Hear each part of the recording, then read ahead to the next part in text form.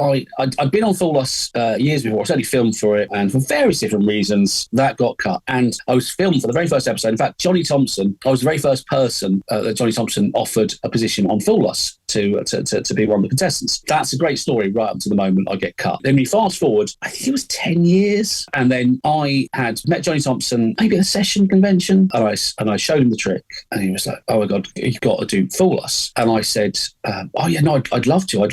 But after the convention, I sent an email to Johnny Thompson. Now, he was a man in his senior years at that time, and I said, "Hey Johnny, can you put in a word for me? Because you really like the trick, and I'd like to be on the show again. I feel I've got unfinished business." And he said, "Absolutely, I can put in a word." And I said, anyone listening can imagine what I was hoping for in the email that I was CC'd into. Johnny's email said, "Hello producers, I'd like to introduce you to Noel Qualter, who was on the show before or filmed for it before, but was cut. Anyway, he's got another trick. He'd like to tell you about it." And now, he was a brilliant magician and a lovely man. But I remember that time thinking, now I just, yes, I do. I just look like I've asked my friend to ask them out, really. He hasn't really helped to sway the opinion. It was mild endorsement.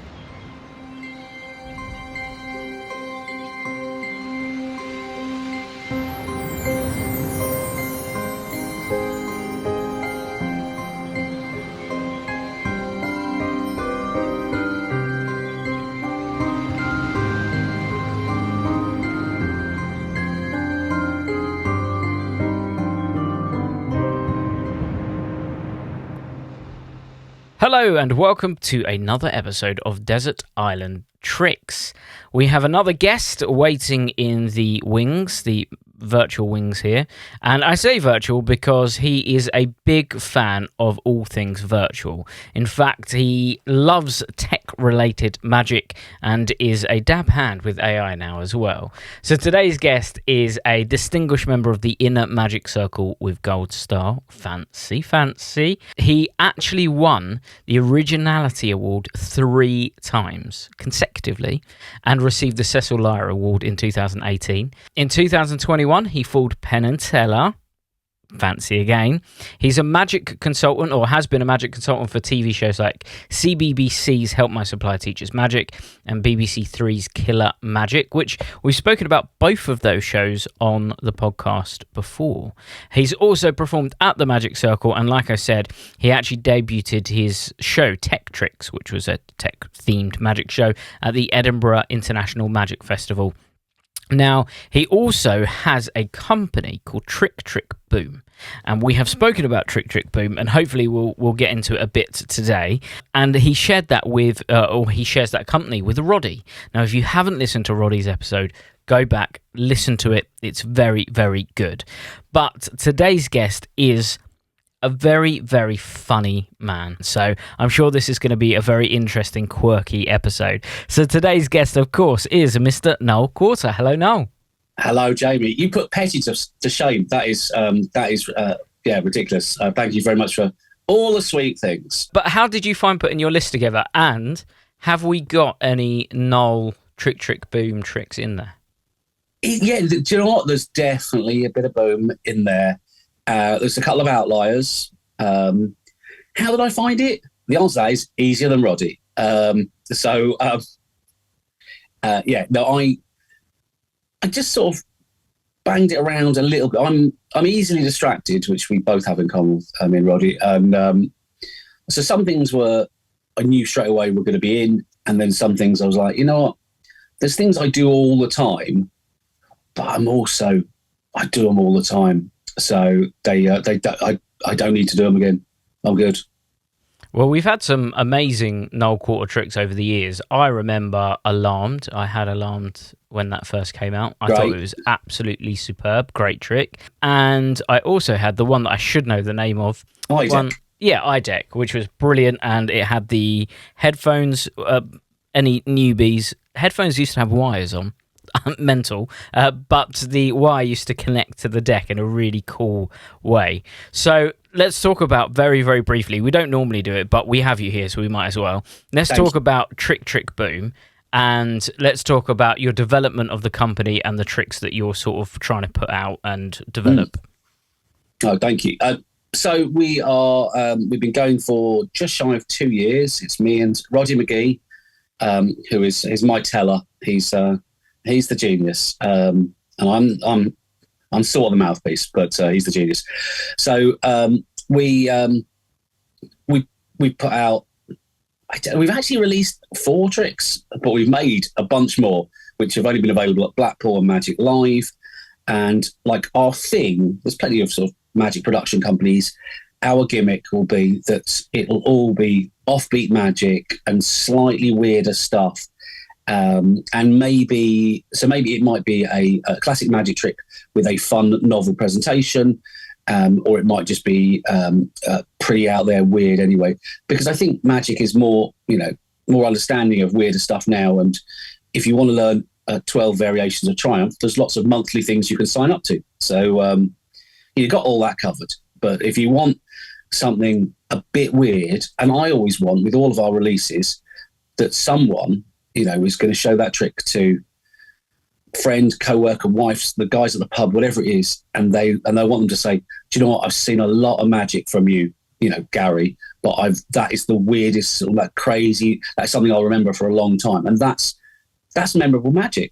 All card tricks roll together, all coin tricks roll together, unless something sets them apart. That's what we're looking to do. Well, I think you've achieved that already. And like I say, seeing some of the things that you're putting together and trying to produce are phenomenal. They are going to be. We've gone straight sort of to put the rocket behind it. Is the sort of plan anyway? Because it's always this thing. Either being a creator is one thing, and I'd been doing it, on and off for 20 years. Every so often, when I could be motivated to finish a project, Roddy can't stop creating. I haven't even spoken to him today, and I know he will have created a trick. So that's always good news. But then putting all of the pieces together of the busy work, the promotion, speaking to factories, and all the other things, and the numbers. Like, I didn't get into this for a real job, and sometimes some elements does feel like a real job. But we know that the things we've got coming are just absolutely ridiculous. So a couple of things that even big magic shops would go, wow, why didn't we think of that? Not just novel fun tricks. So some pretty gigantic things to come from us. Well, there's a tease if ever there was one. Right, so let's get into your episode. So if this is the first time that you've joined us, the idea is that we're about to maroon Noel on his own island. When he's there, he's allowed to take 8 tricks, banish 1 item, take 1 book and 1 non-magic item that he uses for magic. Particulars, like who's there, how did he get there, all of that good stuff, we do not mind. It's in Noel's own imagination. So with that being said, Noel, let's find out what you put in position number 1. Great. I'm going to start off where Roddy stopped and mention, unsurprisingly, Mini Book, which was the first Trick Trick Boom release. And I'm going to sound full dealer now. Has absolutely been unbelievable, a rocket. I'd say in the last couple of decades, there are a few tricks that have immediately got into people's repertoire, the professional magicians, and things like Double Cross didn't really exist. Extreme Burn put a new spin on Easy Money. Those things, came around the sort of same time, early sort of 2000s, and they have put a rocket behind those tricks. Mini Book is like that in that so many people do this now professionally. Amateurs, it's changed everything for us. It means that I'd say that most magicians in the world would go, oh yeah, Trick Trick Boom, I know who they are. They're the guys with the laptop trick. It is a signature trick for us. And I love performing it. I love demming it. There's so many things to get excited about with it. And it gets, I don't want to repeat all the same stuff as Roddy. Although that said, I'm quite happy to if it means we sell some more. It is stunningly strong trick, and it gets insane reactions. It's unlike, Roddy said it was sort of, it's kind of card to impossible location. I think it's a transformation trick, really. It's a signed card, a metal laptop becomes a signed card. And so even if you are doing card or bill or something to impossible location, this isn't the same kind of vibe to it. It is that object has transformed amazingly. And as Roddy said, it is misdirection themed, something that scares a lot of magicians. But when you do a misdirection related trick, and if you think, when you first do a top change, there's a little bit of joy when you're like, oh my God, I can't believe I've got away with this sleight of hand. There's a bit of misdirection and motivation and all those other things. When you first do a trick and it accomplished with misdirection, you have earned that. It's not hard to do, but the reactions are unbelievable. So that is the biggest joy with the trick for me, is knowing that it's all things are controlled. You've got this motivated action, and then suddenly we've got this phenomenal finish. So mini book. I will be going with lots and lots of refills to do it for nobody who's on the island, but it's definitely coming with me. Yeah, I think it's a good choice for number one, because I think it sort of exemplifies what we've got to know you for now, which is workable routines that are made for not just hobbyists but workers as well, quirky and something a bit offbeat and out there about it, and clever. Just a really, really clever routine and clever thought. So how did you come up with the concept of Mini Book Pro? How was that something that came about? So it is. I had a gig for Samsung, I think, and they said, let's hope they never listen to this, because I did a gig for Samsung, and they said, and I said I'd do some custom magic for them, and they were keen, but not keen enough to actually pay me a lot of money. So I said, all right, I'll try. Basically, I'll try a little bit. And my plan was going to be, I had seen these little dollhouse laptops before, and I thought, I'll buy one. I'll print a sticker at home of something that I will use digital force bag to produce. And on the back, I will put a little sticker that I'll laser cut, a little Samsung sticker, and put it in on the back of the laptop and say, this is the new Samsung laptop that's got advanced AI and yada, yada, yada. And then suddenly it's got a picture of Donald Trump on the laptop, something like that. And that was the plan. And I thought, you know what, I'll produce it from from my iPad, which I've done that, similar things to that. In fact, that's largely what I professionally do. So I was going to do that, and then I bought one laptop. It was a plastic one. So it's all right, it's okay, but it's a bit small, bit too small. And then I looked online, and I seen the silver ones, and there's, I think, the exact same one we've got you can get them in different colours. So I bought the silver one, and when it came, I put it in my hand, and I remember that moment. I think I was at the Magic Circle, and I was with Simon Lipkin of the Alaka fam, and Preston Nyman and some other people, and we were all chatting. And I remember having the laptop in my pocket, and I went, "Wait a minute, that's the same size as a folded card." And to me, I thought, well, I've got all the pieces of the puzzle. There was nothing, like, as a magician, you go, well, I know how I would produce the rest of it to once, if you know that these two things look the same, and you go, that's remarkable. I remember telling, I think it was Preston, and with like the excited, like, oh my God, oh my God, oh my God, oh my God. And he just looked at me and went, cool, bro. Like, just because I sometimes think that people like sort of Peep Show can get inside of your head and go and see through my eyes. It's like, why does he not understand that this is absolutely epic? So yeah, that was the sort of start of that. Then quickly got some simple samples, and then me and Roddy started talking about it. And this is before Trick Boom and when he was still with Penguin, but like banging ideas around for the routining, and then it sort of grew from there. Well, I think it's a great trick and a great choice in at number one, and leads us into number two. So what did you put in your second spot? I am going to go with John Allen's terrific Destination Box. I imagine you've had that before. It is I must have done that box thousands I've for 20 years, even before I did it, before even John sold the boxes, he taught it on Spectators Don't Exist.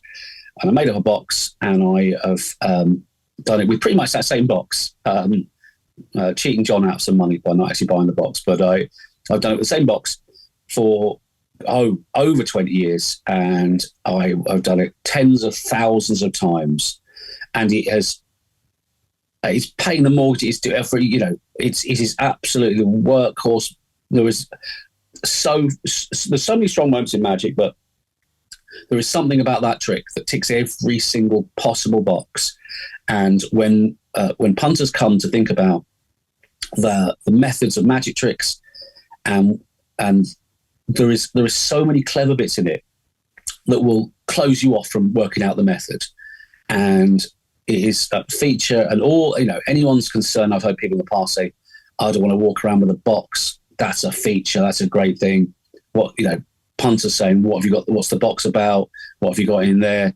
It's just, there are no weaknesses to it. And I remember for years and years and years, it was always my closer. And the only reason I do it less now is because of the iPad stuff. And it's weird to be the box and the iPad guy. It's just too many things to carry. But if it's just a straight close-up gig, absolutely a destination box, and it destroys people. Just when I didn't have it, I think I forgot it for 2 gigs in about a 20-year period. And I remember having the sweats. I'm also deeply unfit and overweight, but it could have been that as well. But I was just so anxious. I thought, oh my God, what am I going to do? I have to have this trick. I remember thinking, I'll quickly go and I'll go to the corner shop and see what I can buy that would approximate the trick. I was sick with worry. But yeah, no, it is an absolute barnstormer. So why did you go for destination box? In terms of all of the versions of that kind of trick that are out there, what was it about destination box? Because like you said, we have had it a few times on the podcast. So it'd be interesting to know why it was that particular version you went for. I think I like the fact that it is a statement piece. And like I said before, that that is the kind of thing that people will be a little bit. One of the reasons why people get funny about buying it is because it is a great big lump. It is, you can put it in a jacket pocket, but then you're a guy with a box in his pocket, and that's a weird look. Like, I'd quite happily carry it from table to table. It's absolutely fine because it is the closer that I would use, and it's so strong. Lots of other things that are out there, but what makes them the strength as a magical consumable, we'll use a Kennedy box or paper clipped or a million other clear boxes and all those other things. They're all phenomenal. And I have used, if not all of them, pretty close to all of them. I have dabbled with all of them. But the difference is that they aren't statement pieces. They are something you can say, and now let me introduce you to this. And it is a smaller item. So I think it plays bigger by the size of it. Also, without getting into method, because you can change the moment with that trick. All the other ones rely on it being a 1-moment trick. This is a 2-moment trick. And I'm a big fan of that as a method thing. To change, to have, if you, rather than doing one sneaky thing, do 2 smaller sneaky things. And that is a devastating tool to use. Well, I think it's another very good choice, another heavy hitter as well. But we do have 2 sort of card to impossible location things going on here. Yeah. So I'm not sure if we're going to get any more of those. This may be. I don't argue that is also the best trick. It's the thing to impossible location. In fact, item number 3 is themed in that world, in that universe. Well, let's find out. You sort of sneaked it in there as a little tease. So what did you put in number 3? Yeah, we're in the card to impossible location cinematic universe, where all things are sort of slightly related, which is item number 3 is a new release from Trick Trick Boom. Won't all be Trick Trick Boom, which is Bandit, which is something we released a couple of weeks ago. And I genuinely, apart from obviously the dirty dealer who wants to shill his own stuff, I genuinely absolutely adore this trick. And from the moment of me and Roddy creating this, which was, I mean, not much, getting for 2 years ago when we had it at Blackpool 24. So, we had the whole thing worked out long before that. It was been on such a journey that, as well as, like, it was good when we had it at Blackpool 2024 on a sort of a limited release. It was only available at the stand. And since then, it's seemingly every month, there was another huge breakthrough. And we had the instructions already done. I filmed great big chunks of them all over again because of the huge breakthroughs we'd had with the trick. What I haven't done is give you a synopsis of what happens. We didn't do it for any of them, but we got the rough idea. Mini book, wooden box, card appears inside the wooden box, or destination box. So Bandit is a vanish. So it is my contention that there are lots of ways to vanish, not lots, several ways to vanish a small folded up object, like a folded card or a banknote. And I think that all of them are a bit rubbish for various different reasons. Not all of them, and some of them are situationally poor. So, for example, you could do a full transfer. You could use a thumb tip. You could put it under a hanky, a sort of devil's hanky type thing. All right, granddad. You could flash paper. No fire in the venue. You could put it into an envelope. Maybe there's lots of things. And if you do card or banknote to possible location, I think every magician, certainly, if magic is your thing, you have done or wanted to do that trick since the early days of getting into magic. If you watch a TV magic special, this thing disappears and it reappears dug 10 feet in the ground, locked in a concrete box, all of that, all of that good stuff. You can now do TV magic with Bandit. So what actually happens is if it's a card trick, you get them to sign a card. You do all the fun stuff you want to with the signed card. You get them to fold it up into quarters. You then put it into a clear little plastic bag, and they can see it all time. So it really is inside there. You drop it in the box. You show them that you can see it, that they can see it in the box. You put a rubber band around it on one side. You shake it, they can hear it's inside the box. You put another rubber band around it, you can shake it, they can hear it's inside the box. You give them the box, you say, pop it inside of your pocket. And then 2 seconds later, you've got that and you can put it anywhere you like. So all of the boxes that Pete settles, all those funky things. We also have we've got several great routines that don't require any other bits and pieces. But that is a trick that when as well as having killer actions and all that good stuff that you'd expect from a magic trick, the most important thing is it is joyful to practice. And even though I do it at gigs, even though I do it and I've demmed it thousands of times at magic conventions in the last sort of year and a half, the most important thing for me is it's still fun to do at home and to practice it, and I just love doing it.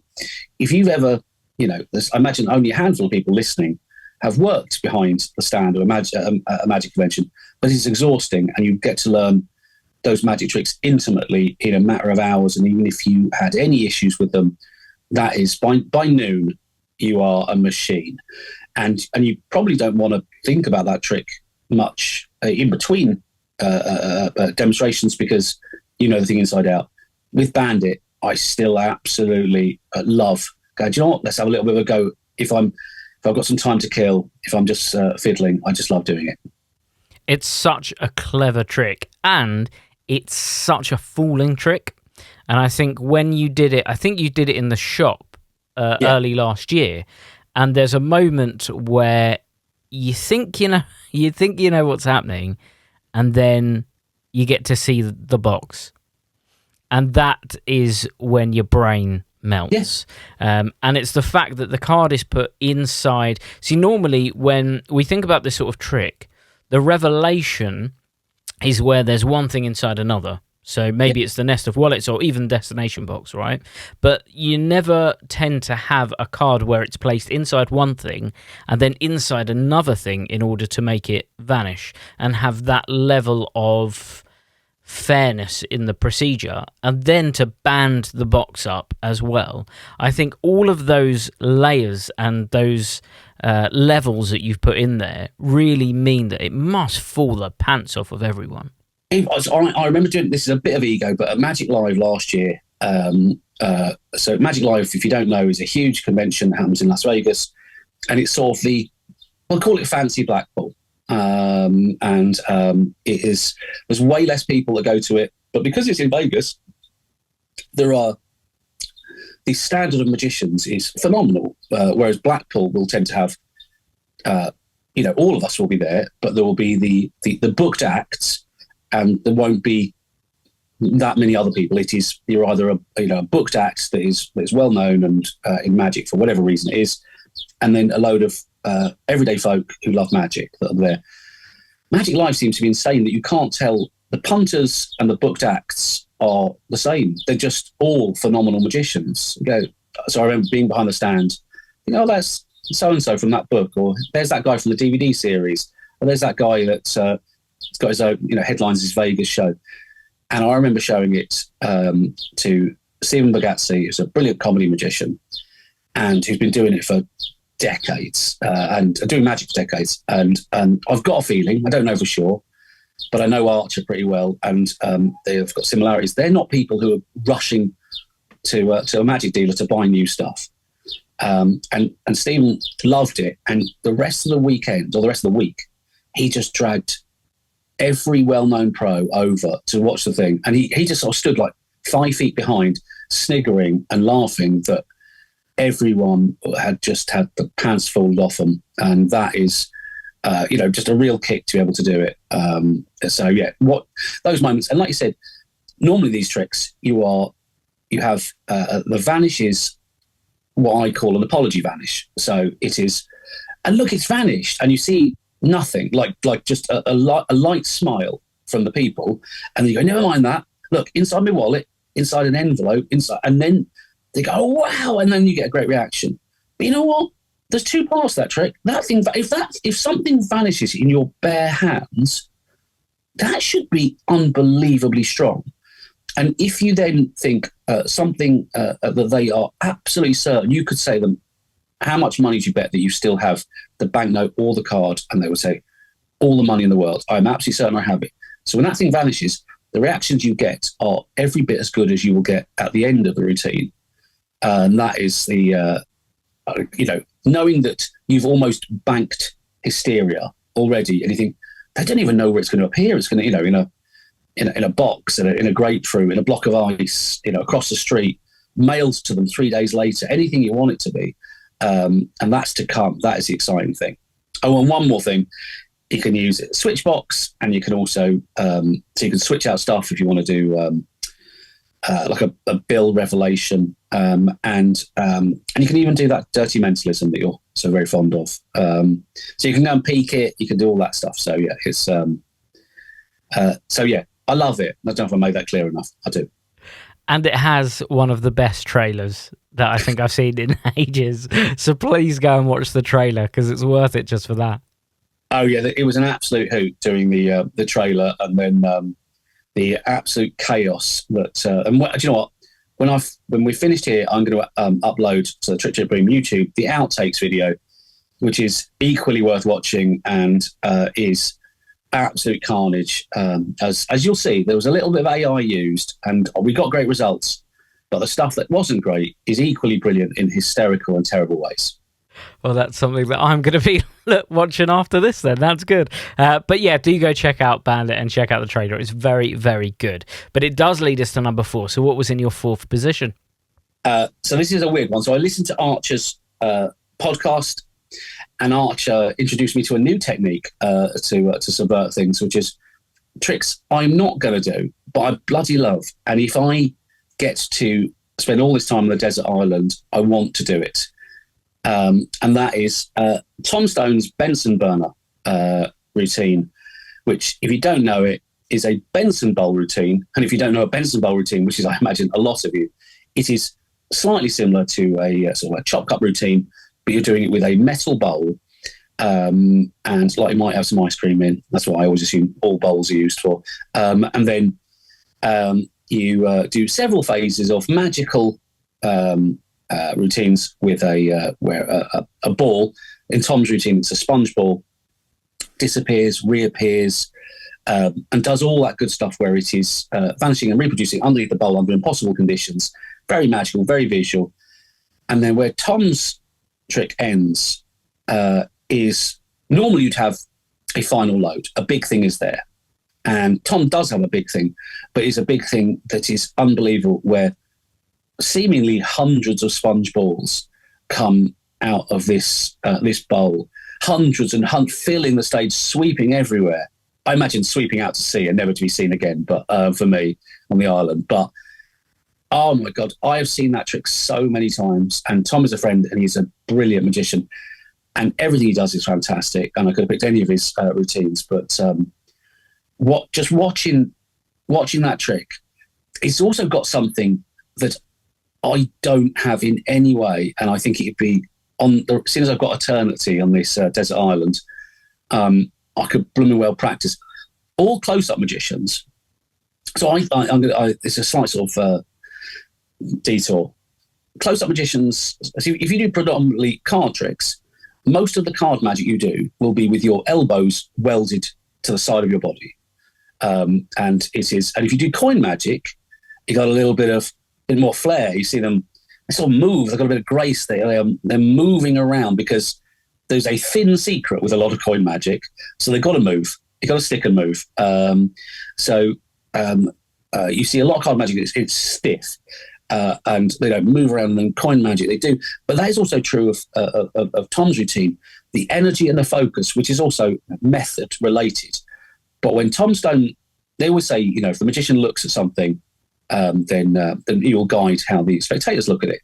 It's never truer than when Tom Stone looks at something, because he has got a terrifying gaze. When that man looks at the object at the bowl, everybody looks, and the movement. And he's just it's phenomenal misdirection in the routine, like there is with everything he does.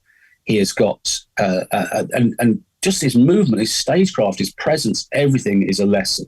So also the sunshine will dry out the sponge balls very quickly, as I'll imagine I have to wash them out regularly. But yeah, I can't see myself doing it because I do feel weird guilt about too much movement in a magic trick. I think that's just I spent too much time doing close-up magic, and even occasionally doing sort of stand-up spots.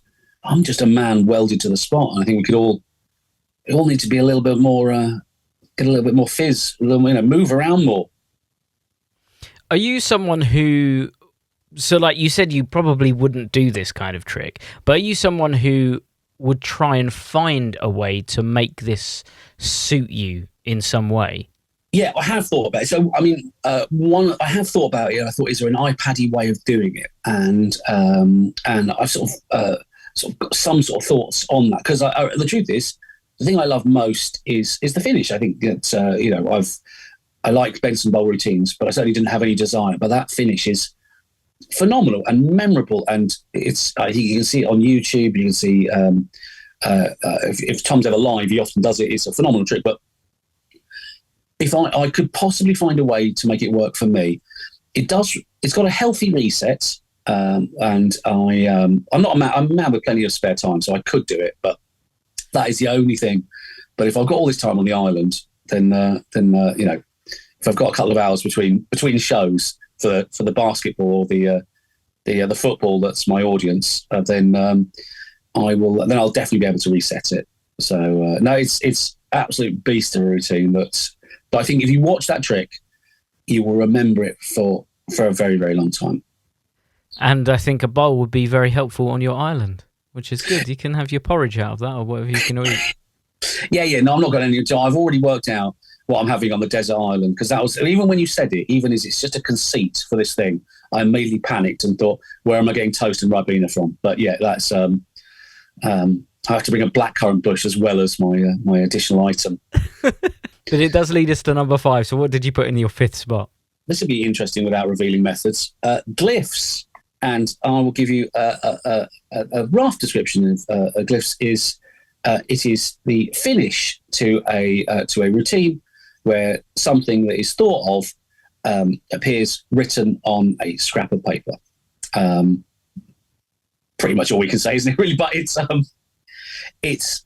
I've always loved that method, and I explored it myself years and years ago with my own thing, and it is an absolute monster. And every time I think about that prop, I think of different ways to integrate it and to use it. And it's expensive, but it is a phenomenal tool, and Mustafa, who put it out, is a lovely guy and does and creates some really great stuff. But yeah, is it a tool for everybody? This is the part where you're meant to say it's for the pros. I never really got along with that thing, partly because I'm now a magic dealer and I realised that was a great lie, and I'll gladly take anyone's money.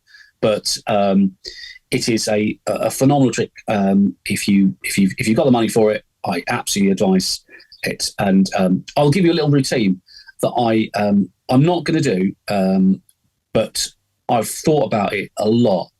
And if you do have this or similar, this is a routine that gets away from it being mentalism, which is weird, but it's true.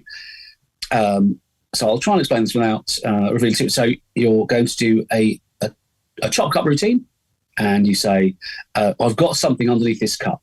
I want you all to try and guess what it is. And then lots of people guess, and you make a note of what their guesses are, and you push them, and you say, it might be larger than the cup. Any ideas what it is? And you get some daft answers. Someone says a speedboat, someone says a salt cellar, somebody, whatever. You go, okay, great. And then you narrow it down, and one of those is chosen. And then you say, do you know what? You're wrong. It's I said it might have been larger than the cup. It might have been, but it wasn't. It's just a little yellow piece of paper. Then you do a chop cup routine where that little scrap of paper reappears, disappears, vanishes underneath this cup in impossible conditions. And at the end, you produce, let's say, a lime and a lemon underneath the chop cup, and people go absolutely crazy. And you say, well, what was you said at the beginning? It'd be cool if there was a speedboat under there. Do you know what? I'm going to try and do a speedboat. And you snap your fingers, nothing happens. You lift up the cup, and it's just a yellow ball there still. You try again, and then you go, what was a speedboat? And they pick up the piece of paper and they unfold it, and it says speedboat on it. So now you've got a kicker finish to a one cup routine that seems to make sense. It's still a magic trick and not a mentalism thing. I'm not the chop cup guy, but it is I think that's a fun, novel routine. Well, now, Noel Qualter, devil's advocate is in the room, because you have just picked an item that is a utility item.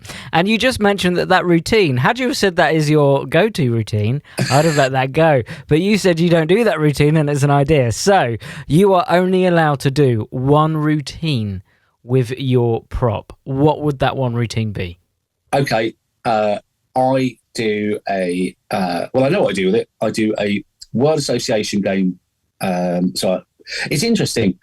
I use technology with the iPad, and always the concern is that will one tell them half the method for another, and that's always my concern. So I want to try and make that as that line impossible for them to connect one to the other. So I play a little game of word association. So I say, let's say the event is in London at Tower Bridge. And I say, okay, we're going to play a game of word association.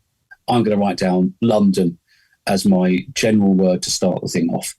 And then the phone gets passed around, and I say, think of something that you connect with London. And then halfway through that little journey, I'll say, you can interpret it however you want, because I don't want them to constantly be in a circle of beefier London, car park, travel, congestion charge. But you can give them a nudge to go off in a more fun direction. And then they do. And at the end, I say, whatever it is, I'll be able to generate that from the iPad. And then they come up with, a weird object. And I say, okay, look at the screen and say, Siri, please generate a castle. Let's say generate Tower Bridge. And then you see the iPad processing and doing boop, boop, boop, boop, boop, boop, boop. That's a technical term for lots of things flashing past, and some eye tracking and some other good silly stuff. And then at the end, it goes ding. Sorry, out of stock. I said, oh, so sorry, I owe you Tower Bridge. Honestly, that is, I've got a voucher for you, if that's a consolation. I'm going to pull out an envelope. So then on the screen you can see out of stock with a red sticker in an envelope. So they've got a voucher. I produce the envelope with the sticker on it, and then this piece of paper inside, and it says, "I owe you a Tower Bridge." No one else do that. That's mine. Everyone else do. No, that's. I think that's great. That's a really good routine. And what's interesting is earlier on you mentioned about sort of maybe you're not the biggest fan of mentalism, but it almost doesn't feel. I mean, it is a prediction, but it almost doesn't feel like a prediction. Well, I do love mental magic, and I think that that's what that is, because I think that as weird as it is, you could do that trick, and I could add layers to it, but I kind of like the fun bit, certainly a sort of a general close-up magician looking for laughs, of playing the word association thing. Because if, let's say you played it silently, and you absolutely could, don't say anything, shush, shush, go over into, you go to the bathroom and think of what word you'd associate. You could do all that. The trick will be stronger. But guess what? It will be tortuous for the audience of 6 minutes of confusion and just silence. But it's a lot more fun if somebody says, let's say someone says, I've had this before. In fact, I said London, and the next person immediately said black bogies, which is gross. But like the rest of the group, like laughing a lot, talking about the underground and things like that, and I had to sort of steer them back into shape. But like you lose that laugh and those weird moments if you by making the presentation and making that a fun sort of journey that's shared out loud, makes it more fun, less strong as a mentalism trick, but more fun along the way. Well, I think it's a great presentation. I think that's really, really fun, and I would say, very Noel in terms of a presentation. But it does lead us to number 6. So what did you put in your 6th spot? Another trick of mine, that's okay. I mean, it's weird, isn't it? If there isn't enough ego involved in the fact that you're even asking me, that I'm then topping off the icing sugar of my own creations. It's a trick that I think is largely invisible in magic for a couple of different reasons. Trick called Card Tricks Are Extinct, that I put out forever ago. And is an absolute banger, and I did it a lifetime ago with a member of the Alaka fam, Aid Gower, who did the design stuff for it, I don't know, 15 years ago more. It's a brilliant trick. And I say that, there is ego with that, and it's weird to say that about your own stuff. But it is great, but it's also so achingly simple. And it might be, I think, my favourite trick I've ever come up with, because of it is a very simple plot. The plot is this: someone chooses you. If you want to do all the fun stuff I do, I talk about card tricks are dying out because people aren't coming up with card tricks, which certainly a magic convention is a ridiculous novelty as they're everywhere, like rats. So, but with this, you say people aren't coming up with card tricks. They're trying to run an appeal. They're trying to generate some interest in putting some money towards this appeal. Can we raise, card tricks from this, like a charity appeal? And you get someone to agree. You say, "Oh, thanks very much for your support," and I give them a sticker, and I give everybody in the group a sticker, and it says, "I love card tricks," and it looks like the classic New York sort of "I love New York," so it's "I heart New York." Then I do a card trick. Someone chooses a card, and I fail to find it. So far, tell me when you've seen this before. It's exactly this. I fail to find it, which is 80% of the tricks that me and Roddy come up with. And at the end, you say, "Well, let me try one more thing," and I make a little fan with the cards, and I wave it towards the guy, and he looks down at his sticker, and it no longer says "I love card tricks." It says "Seven of Hearts card trick," which is the card that that he chose. And it's a very simple trick, very simple method. And I've done it an absolute ton over the years. And it is, if you stop me, it's always in my wallet as a little quickie. And yeah, it's a really simple trick, and it feels almost an old-fashioned throwback trick. And I get messages for it. We didn't have it for a long time. And I'd get messages from people who bought it at Blackpool, 15 years ago. saying, "Oh my God, please can I get it?" And if you've seen the trick, I think you want it. And you know what? There isn't even a demo. There's no demo on the website. It's just text description, and it's got old-fashioned text to explain the trick. But you will be doing it, I'd say, 3 minutes after reading the instructions. It is very, very simple. So this is one that I had years ago. I'm one of those people that you said. And I think it was Liam Montier, actually, that put me onto it and recommended it. And exactly what you just said. It's such a simple trick to execute, but it's one of those really weird moments when you perform it for an audience member, sort of a bit like Mini Book Pro, really. It certainly has got a bit of misdirection. I've always been fond of those misdirection moments because I think that when you do it, if you become moderately, accomplished at doing magic or sleight of hand or whatever your little thing is, you're always looking for that little bit of a top up. Like, how can I get better? Well, that's always performance and misdirection stuff. That is where you'll feel more nourished. And with this trick, it's only it's a spoonful of nourishment in that you're not doing a lot misdirection. You're doing a little bit, but the joy and the reactions. It is, if you do restaurants or, even if you don't do anything like that, but if you do restaurants, every time you do a card trick, I get people all the time saying, "Oh, do you know what?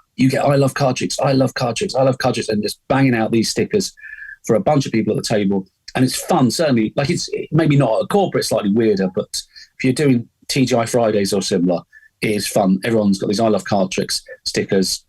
And in fact, I know a mate of mine that does it with multiple selection, and every time he gets the card right, boom, you get a sticker. And people are losing their mind over a very simple thing, and at the end, you can't find the last card. And then the sticker he's wearing the whole time says Seven of Hearts card trick on it. So, very simple trick, but big fan. And also, it proves I can think of tricks that aren't technology themed, but it has also got a weird joke to start the thing off. So that is maybe that is slightly similar to more of my other stuff. Well, I think it's a great choice. And again, hopefully, if it's one that people haven't heard of, please do go check it out. I had genuinely no idea that this was one that was still available.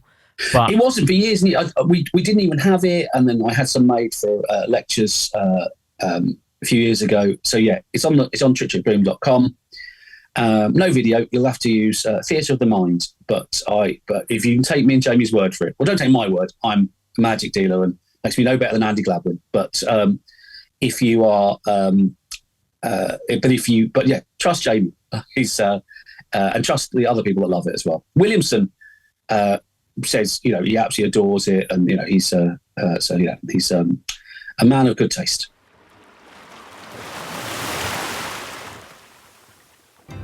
Hello guys, I'm here to talk to you about Alakazam Unlimited. This is the best streaming platform in the world, I'm telling you now. With Alakazam Unlimited, you get access to over 150 magic routines. This is video performances and explanations. We have card magic, coin magic, kids magic, rope magic, mentalism, stage, parlor, impromptu. We've got you covered. All of this for the low price of just £4.99 a month, and you can cancel at any time. Perfect if you've got commitment issues. Yes, I'm talking to you. Guys, you are going to absolutely love it. If you haven't joined the platform already, what the heck are you doing? Alakazam Unlimited is a streaming platform that you need to be a part of. Not only that, there is also exclusive content only available on the platform. Check it out now, alakazam.co.uk. Cheers.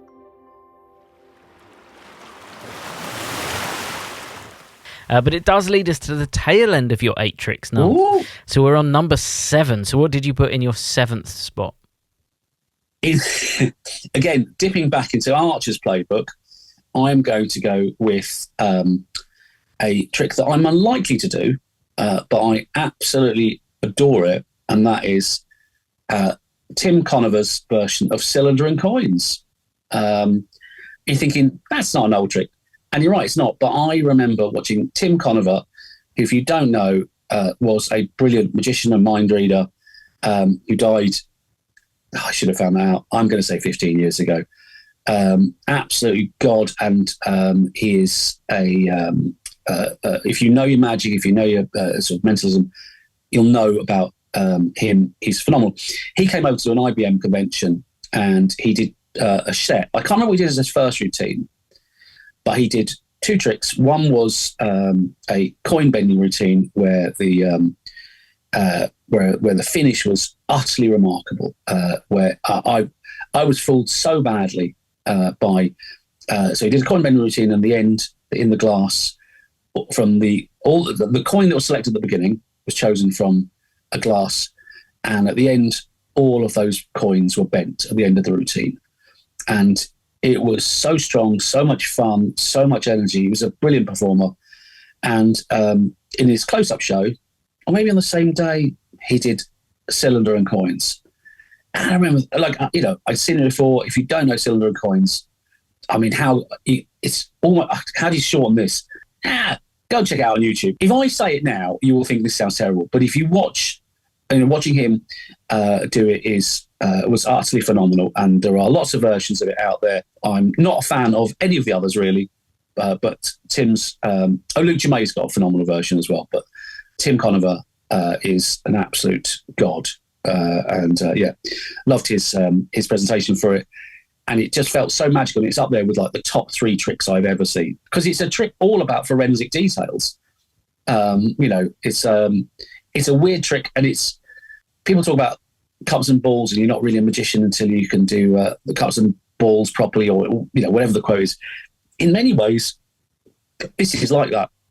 If you love coin magic, which I don't in any way, but it's a good lesson in magic and storytelling, and you've got beautiful objects. I imagine by the time at the end of my time on the desert island, I would have learned to whittle a wand.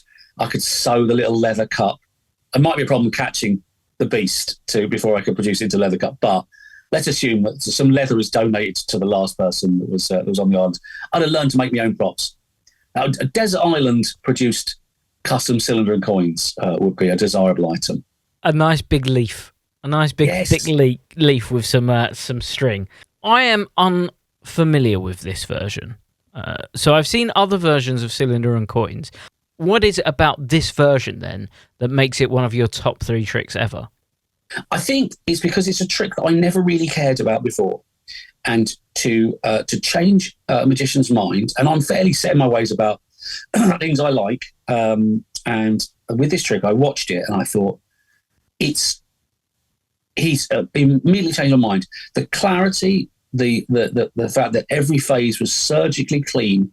Often with coin magic, it's like the movie Speed, where if the bus stops in speed or gets below 50 miles an hour, it explodes and everyone crashes. And coin tricks are the same. If you stop for more than a split second or slow down, someone will say that coin's in the other hand, mate. So you got to keep moving.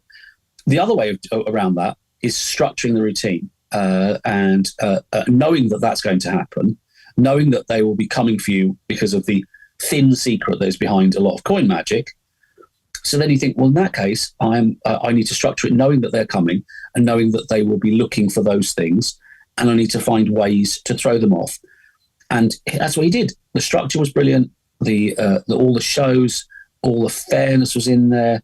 It was just...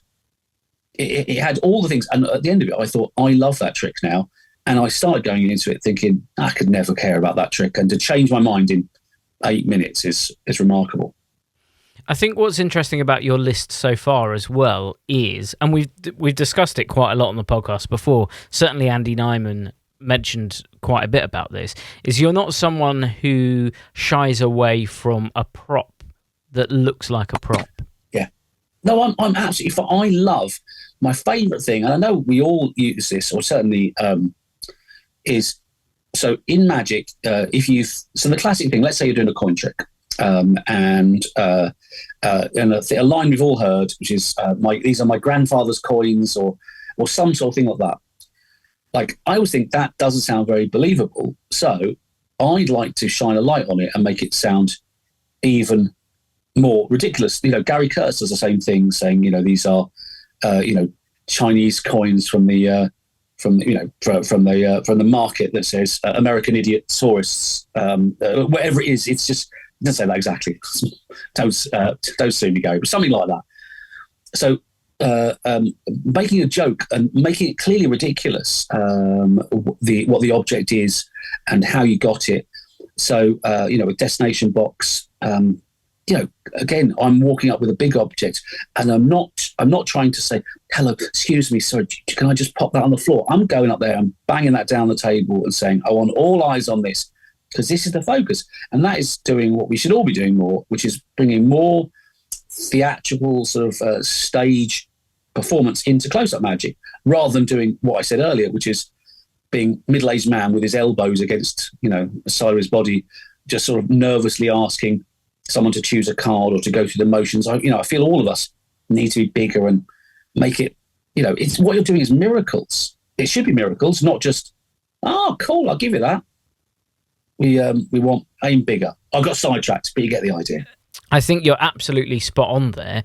And I think that is what's sort of unique about Trick Trick Boom, and certainly you that I've noticed. You seem to come up with a concept that is interesting, or a hook or a joke or something that draws the audience in to what you're doing, and then it's almost like, not this trick is secondary, that's not the case at all, because the trick's always phenomenal, but you can tell that you're always about the premise and the idea and the storytelling. Of course, not overtly storytelling, but in the style of what you're doing and the props that you're using and the things that you're putting across. Yeah, absolutely. No, I think the novelty is so much, and I want to have one of the categories. Darwin Ortiz says in Strong Magic about any of your routines must have anything you do. If you think that if you want it to be yours, if you want to have say that you created it, it must have one of three things: improve the method, improve the presentation, or one of the other ones. But you've got to do something to it. And so it could just be, let's say we picked on Triumph earlier. Let's say you're doing Triumph. Don't do the story about the drunk guy in the pub mixing it up. Or if you do, colour that in. Who is this guy? Who, like convince me of this story. I think that magicians often are bad storytellers and don't absolutely commit to I know I'm guilty of this, but I sort of fancy myself slightly sort of doing acting, but as soon as it comes to magic, I've got so much guilt, and that's not your card, is it? I was so sure it was your card, and I suddenly become like the worst daytime soap actor in the world. I think we should all try harder and sell what you're doing more. Absolutely commit to it. Of course, I have got a method way of doing that, which is my tricks do go wrong. So that's how I do it. Method. I don't know why I got on that point, but anyway, they're valid points, but not necessarily in the order you were expecting them in. Okay, well, that brings us to number 8. So what was in your final position? Well, this again is another little ego stroke, and that is the trick that I did on Penn Teller Fool Us, which has got the weird name WZRD, which means wizard. And it is a trick that I am fiercely proud of, and the journey that I went on with it, creating it, and solving the method issues, and then doing it on Fool Us, and then having to go through another process to take a trick that was had a good method and lots of clever things, but to take it from being a trick to, in inverted commas, fool the boys, to a trick that you could do on television with jokes and performance and all of the other beats that we should be aiming for. Like, it tested me to do it, and I'm very proud of the trick, and I love doing it. I still do it at parlour shows and sort of formal close-up shows, and I love the fact that it's sort of, is it mental magic-y sort of thing that's going on, and it's a fun presentation, and just I like the trick, and I like the journey I went on, and obviously pleased with the result that happened on Fool Us. But yeah, no, that's if you've not seen it, it's on YouTube, on my website, noelqualter.com, and all over YouTube. So normally I would ask you to synopsize it, but I do think it's right that we should let people watch that. So I'm going to go down a different avenue with this one when it comes to expanding on it. So how did you come up with the effect that you were going to do on Penn Teller Fool Us? Why did you go for that one in particular? That is interesting. So I'd been on Full Loss years before. I certainly filmed for it, and for various different reasons, that got cut. And I was on the very first episode. I wasn't on it; it got cut. But you get the idea. I was filmed for the very first episode. In fact, Johnny Thompson. I was the very first person to Johnny Thompson offered a position on Full Loss to be one of the contestants.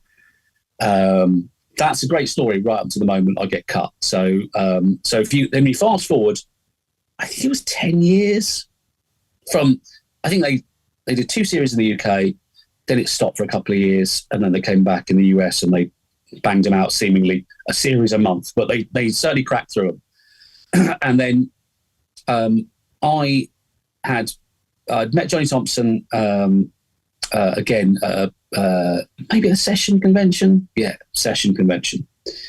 And I showed him the trick, and he was like, "Oh my God, you've got to do Full Loss." And I said, "Oh yeah, no, I'd love to. And then, so I got, I think I was drunk and I was like, "Yeah, great." And I remember getting back to, after the convention, I sent an email to Johnny Thompson. Now, he was a man in his senior years at that time. And I said, "Hey, Johnny, can you put in a word for me? Because, you really like the trick and I'd like to be on the show again. I feel I got unfinished business." And he said, "Absolutely, I can put in a word." Now, you know, and I said, anyone listening can imagine what I was hoping for in the email that I was CC'd into.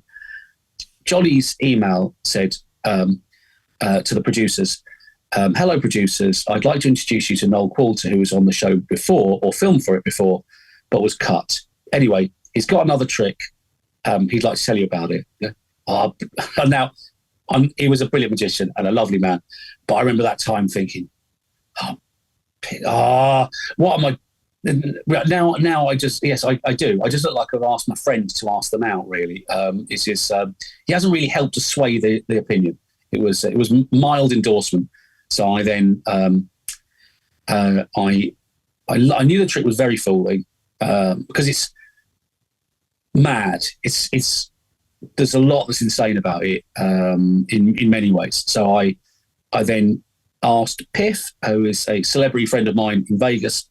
I said to Piff, would he help with a little video? Because I want to do Full Loss. In fact, this is a hot tip for anyone that wants to do it.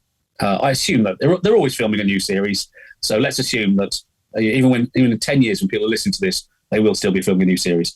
So, but if you want to do it, don't just film a video of you, where the camera's pointed at your groin and you've got your hands by your sides doing, a card trick. Bring it to life, which is what I did. So I did the trick using my TV head of thinking, how can you make what could be a very dry card trick, bring it to life? And that's why I had fun things, I had jokes in it. I filmed the pitch video I sent to them. Almost could have been shown on telly. It was, but yeah. So that's really it. Just it's get them excited about it. But yeah, it was something I was very, very interested in thinking, all right, can I take a trick that is, a clever but dry trick, and can I shine it up? And we should all do that. We're all at magic, thinking, all right, whatever your routine is, if you think I've got that slickest, ambitious card in the world, it's 6 phases, and then there's this amazing finish. Whatever you do, how do you take that trick? And even if you're not doing a telly show, what would you do? What would you make it better? Because when you change the word to television, what you're really saying is, how do I make it easier for the audience to understand? How do I make the plot simpler and streamlined? And how do I make the finish even more impossible and magical? And that's got, even though your goal was to make it for this fantasy TV show, they're good lessons for all of us. No one needs to see endless phases. No one needs to see a repetition. No, all these things. Let's focus on how can you improve every magic trick? How can you make it TV ready for a TV show that maybe never comes? Well, that's good advice for all of us, and it's a pretty phenomenal list. We started with Minibook Pro, then Destination Box, Bandit, the Benson Burner by Tom Stone, Glyphs, which I'm not going to have said that right. Card tricks are extinct. The cylinder and coins, and we ended with wizard. What a very eclectic mix of card to impossible locations, mentalism that's not mentalism, stickers, and TV magic. Yeah, it is a weird list, but then I'm a weird guy, so sort of what you'd expect. Well, the good thing is it could all get a lot weirder now because we have our 3 items. We have your banishment, your book, and your item. So let's start with your banishment. What are you getting rid from our industry? Cover your ears. Mentalism. Not just specific, not specifically one trick. All mentalism. Okay, thank you, everyone. This episode is not airing now. No, okay, tell us why. Then, do you know what? I'm going to run long. So, in theory, mentalism is perfectly serviceable. Everyone needs to stretch their act out. But I've never known mentalists not incapable of doing their own time to do an act of time. You say you've got 6 minutes, it's 12 minutes. You've got 12 minutes, there's an hour. It's all, in order to be a mentalist, you've got to be a good talker. The problem is all mentalists are too happy talking and will just talk and talk and talk. I mean, it sounds a bit rich as I spent an hour talking nonsense here, but it is so forensic detail. And I've got good friends who will unfriend me after this. They're brilliant mind readers. Luke, who is temporarily sacked off mind reading, brilliant Chris Rawlins and Lipkin and all these other people that do mentalism. And I have to say, I guess I'm putting them all on the same island, just far away from me. I love them all dearly, but I hate mental. I despise it. And I remember there was a guy at the Magic Circle who I imagine is going to listen to this. And he was a new guy there, and I hadn't watched his audition, and he said, I am sort of doing mentalism, and I said, show me something. And in full disclosure, I was just trying to be the guy that I'm not, which is the more smiley, encouraging, hey, show me something, let's have a look. And he said, I don't have anything more. I packed it all away, but said, next week I'll bring loads of mentalism and we can session. And then I said to his face, a man I'd met seconds before, to be clear, please, you can show me tricks. I love magic more than anything. I can't watch mentalism. I could watch one under the special auspices that it is, doesn't have, you're new to the Magic Circle and I want to be a cheerleader for you. But as soon as it starts, I've forgotten already what the parameters are. Think of this, fold this up, hold on to this. I'm going to talk for 8 minutes at you, and now I'm going to reveal the thing. Now, I love mental magic. That's cool. That can stick around. But all mentalists get really stinky about mental magic. I love it. Mental magic is great, but mentalism as a whole can get on a boat to the other side of the island, the other side of the world. I really do hate it. I just got in my head, like at the end of Avengers, when everyone just starts fading away into the air, into dust. Darren Brown has just gone. And of course, it begs the question, well, Trick Trick Broom have any mentalism tricks? Yes, and obviously I will lie through my teeth and say that I love mentalism. We've got some bangers to come. We have. You know what? Part of the reason is I do a little bit of mentalism because, like I said, everyone needs to stretch out their acts. Sometimes I'm very keen if I'm doing dirty dice to say the Felicity dice. Say, you look like you don't believe me either. Let's try it with you. Let's try it with you. Oh, you don't believe me either that I know what number you're thinking of on the dice. Let's try it with you. And 42 people later, they go, all right, I buy it, mate. You know those numbers on that dice or die. So, and my acting, like I said, when I'm doing magic is shocking. I remember years ago, a guy booked me he said, why don't you do mentalism, mind reading? And I said yes, because that's what it says in the books. Say yes and worry about it later. Which I'd argue isn't always good advice. So I went and I said, all right, fine. I said, you know what I'll do? I'll do some close-up. This is terrible advice. I'll do some close-up magic first for the first hour to build some rapport, and then I'll do some mind reading for the second hour once I've built that rapport. Anyway, an hour and 45 minutes passed with me doing Ambitious Card and Omni Deck and whatever else. And the booker came round and said, "Here, mate, have you built enough rapport yet?" Which was a fair comment. And I then had to do some mentalism, which I just didn't have. But the first thing I pretty much said to the group, this is a long time, it's probably 20 plus years ago. I said, I'm going to read your mind now. And a proper feel came over the room of the group who I was with. It changed everything. I was like, here we go. I just had to say it. Right, all right, they're on board. Then I did Invisible Deck, but I did it sort of straight with, like a proper mind reading trick. And I said, it's a red card, isn't it? No, that's it. I said, yes. They were just thinking of a card rather than doing the elimination thing. I said, it's a red card, isn't it? And they went absolutely mental. I went, oh my God, yeah! Now, if I did that as a close-up magician, it would have got smiles. And I had so much guilt about the fact that, not even a trick, I mean, I just took a punt and thought, well, it doesn't matter in the end, it'll be fine. I could have done Michael Lamar's, it's a cherry-coloured card or whatever. I said, it's a red card, isn't it? They went mental. And I said, settle down. It's not that impressive. There's only two colours, two suits.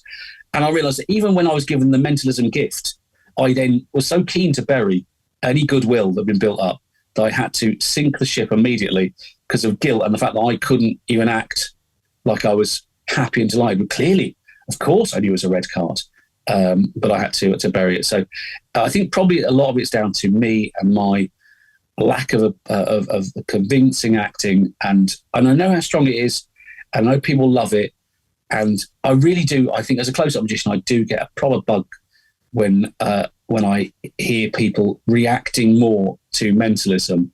I understand it's stronger if it was real, but spoiler, it's not. And when people see the close-up magic trick is built with lots of component parts, but often mentalism is a lot of talking and a very thin method at the end. And yeah, anyway. Well, that's a lot of angry people right now listening to this, throwing things at the radio or whatever. Don't contact Richard Boom. Send it to sales@alakazam.co.uk. So we have just banished the likes of Luke Jamay, Darren Brown, Simon Lipkin onto your island. So at least you can have a little party as long as there's no mentalism. They'll never be short of a few words. They'll have a cracking time. Well, that leads us on to your book. So what did you put in your book position? Well, I've only listened to a few of the podcasts, but I'm going to do the same cop-out that a lot of people do, which is I'm not a massive book guy, which is terrible. Videos and DVDs, I bought Pete and Jen's house. I must have done with the amount of videos and VHSs and all that. I watched everything, hundreds and thousands of these things. I probably had the largest, I mean, this is the weirdest brag, largest collection of sort of VHS magic tricks, things I bought, all from Alexander. I bought hundreds and hundreds and hundreds. And then I had no room for the books. I know the answer was buy the books as well, but I haven't got the attention span. I haven't got the, so I haven't read, I bought a lot of books. I've got tons, got them all. I haven't cracked the spine on them. They're all absolutely fine. They look great. I'm not reading them. What I want, and what Roddy wants as well, is we want to be fed inspiration. And because I don't want to do versions of other people's tricks, I want to come up with mad interpretations. So I know what all the classic plots are, or if not all of them, loads of them. I know, the tricks that have been out there, so I like putting a spin on things. So my book is going to be the Demon Magic catalogue from Davenport's, and which I have read many, many times, and it's full of bananas tricks, and just had a description, which is before the internet, that's the world that we were in. If we love magic, you bought tricks, never mind screaming about, I want a live performance, I want this, that, and the other. This, you might be able to see a dem if you went to Davenport's, but you just have a description in a magic catalogue. And spoiler, they weren't always accurate, or there was a little bit of spin in the advert. And when you had those moments, I thought, I love reading about these mad tricks, because you read it and you think, even though I'm never going to do that trick, or it's long out of production, or this weird wooden cabinet they're talking about, I'll never do, but maybe I can do that with a cardboard box, and maybe instead of it being brass buttons that they're doing, maybe it gets changed and they are bitcoins and they are metal tokens, or they're, like changing the object. Instead of it being a cigarette, it could be a Sharpie maybe. And looking at old stuff and thinking and reading those descriptions, and part of it is nostalgia as a kid and reading that and being so excited about it. But it's a big, fat, thick book with hundreds and hundreds of tricks, loosely described, with some illustrations that may not be accurate to the miracle that you see. Yeah, this is one, I think we've had this one before on the podcast. But one of the things that Roddy said in his episode when he referenced you was that you're really good at feeding his creative outlet with some of the ways that you take objects and mash them together and make up something bizarre and out there. And then he just starts running with that idea. Is this how you sort of create those ideas? Yeah, pretty much. I mean, we'll do it back and forth, and sometimes Roddy's a great method guy. He's better than I am for sure. So often it will start with what I will call a joke, but it's a humorous conceit, and then I'm always chasing those. So I think of those as sort of credits for the imagination fruit machine. So I just go, right, we'll fire that one in, and then what'll happen is me and Roddy will get distracted for a day, and they're just talking about that. Yes, Kat. Yes, agree. He's a mentalist. He's a mentalist, and he doesn't approve. He is a mentalist because he wants to destroy everything, don't you, Bobby? But to put these credits in the fruit machine for imagination and fun and mad things, and what'll happen is sometimes we will start banging an idea around that we go, yes, and then that, and we start, and it's 2:00 in the morning, and we're both bleary-eyed and we're really tired, and then the last words out of our head will be, cool, but what if we could turn a snooker ball into a grapefruit? And then the next day, whatever mad things we talked about the night before are completely forgotten, and we have to go with the new idea.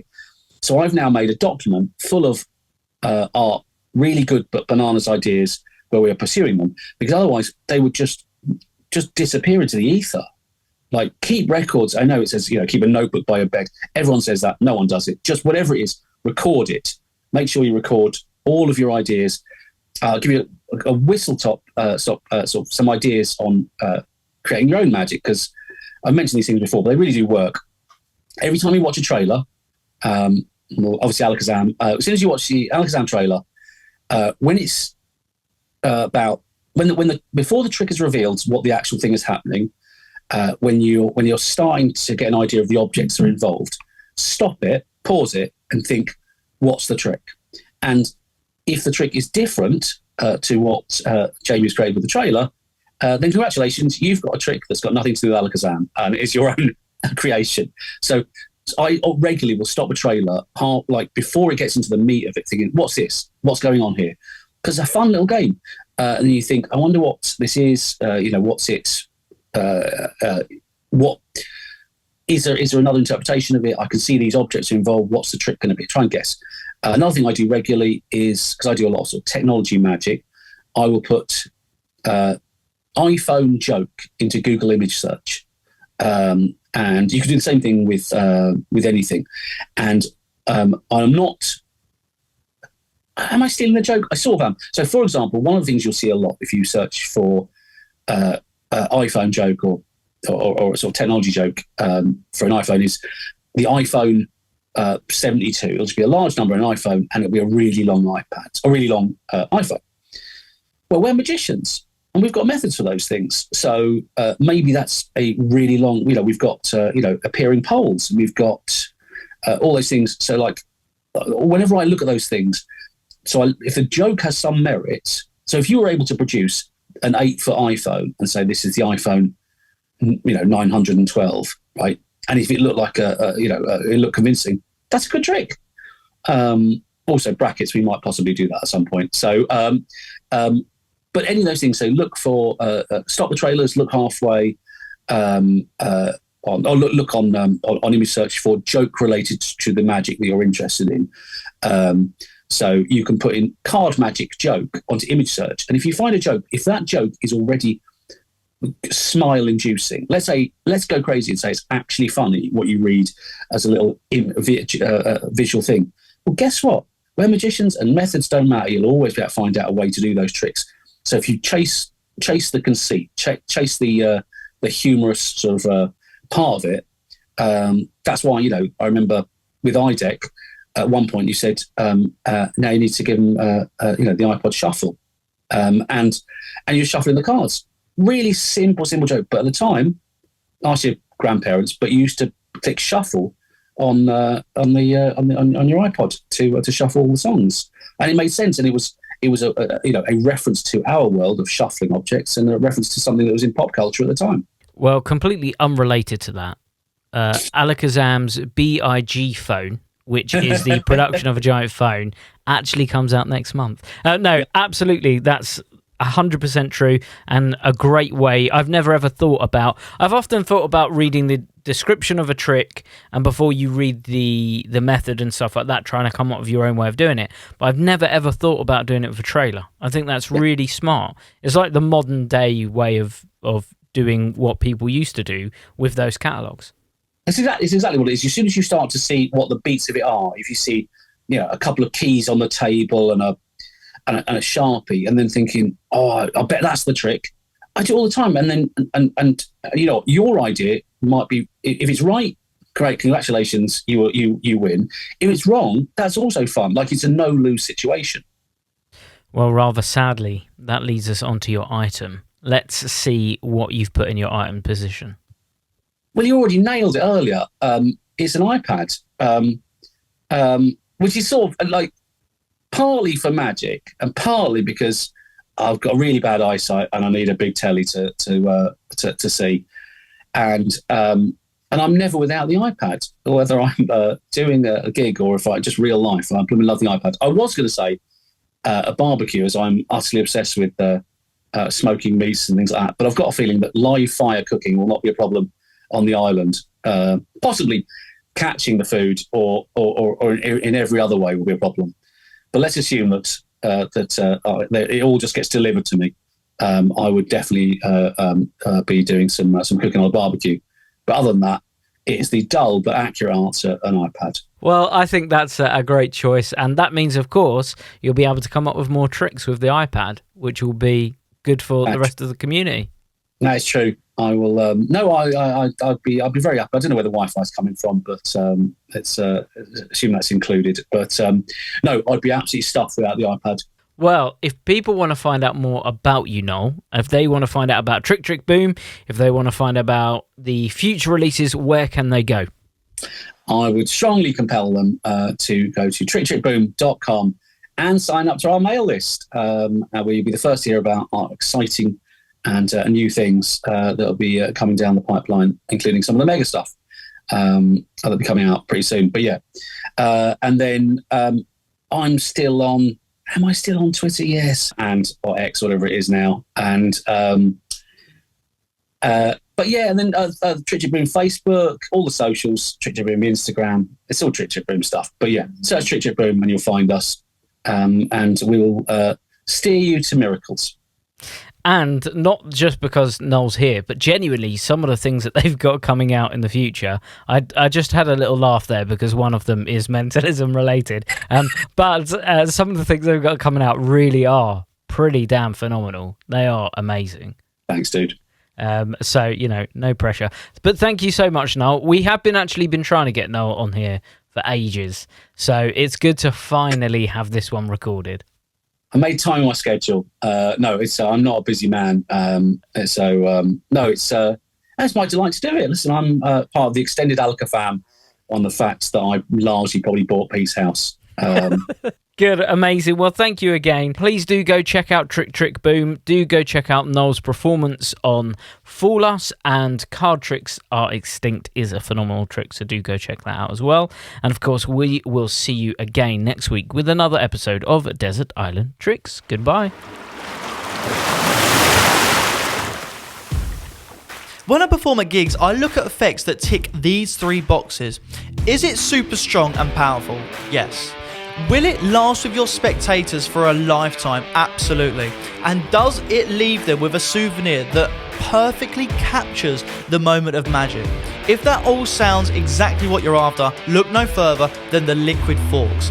These forks have been custom designed to be able to bend right in front of your spectators' eyes. It's so easy to perform, it's so visual, and trust me, they will honestly keep this impossible object because they've seen it morph in front of their eyes. It literally does the impossible. Not only that, Liquid Forks comes with 50 of these forks in each pack, and it comes with the full Liquid Forks routine taught by the world famous David Penn. Not only that, we have a subscription service. If you guys love these forks and you get through them at your gigs, we now offer a monthly subscription where you get sent a box through every single month at a 10% reduced fee. Like I said, you guys are going to be loving these. You're going to be performing them every chance you can. Trust me, the reactions are second to none. So guys, head over to alakazam.co.uk, pick up a set of liquid forks. You will not regret it. Easy to do. Leaves them with a killer souvenir. And to be honest with you, it's not cards, it's not coins, it's not mentalism. It's something beyond belief. Check it out now, guys, the liquid forks.